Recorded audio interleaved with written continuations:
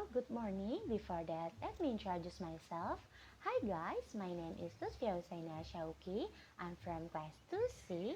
It's great to see you all today. And I'm here, I want to explain you about places of articulation and manner of articulation. Okay, let's get started. The first place of articulation. The active articulator usually moves in order to make the construction. The passive articulator usually just sits there and gets approached.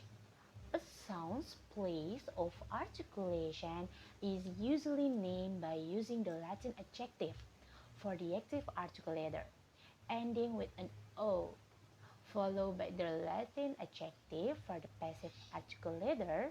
For example, a sounds where the tongue tip approach or touch the opposites are called.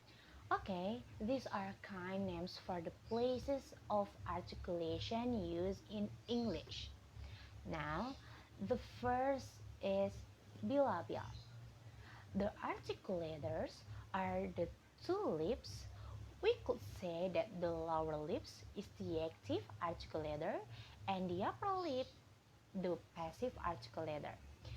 Thus, the upper lips usually moves to at least a little.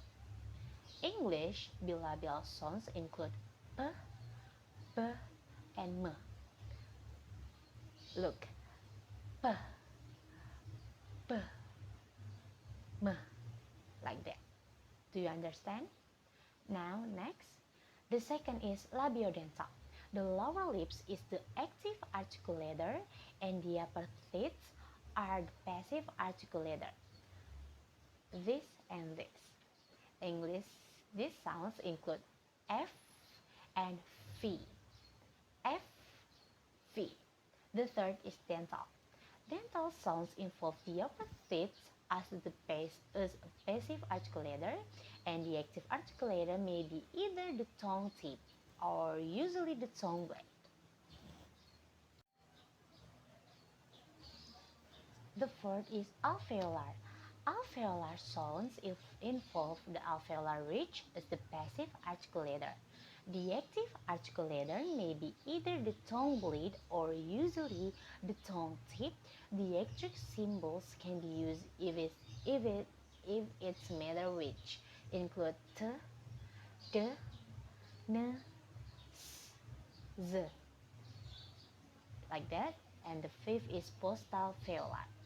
Sounds involve the area just behind the alveolar ridge as the passive articulator. The active articulator may be either the tongue tip or usually the tongue blade.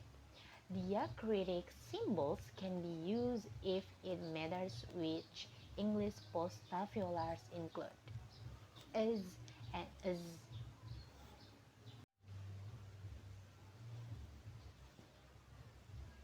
Okay, now we're going to manners of articulation.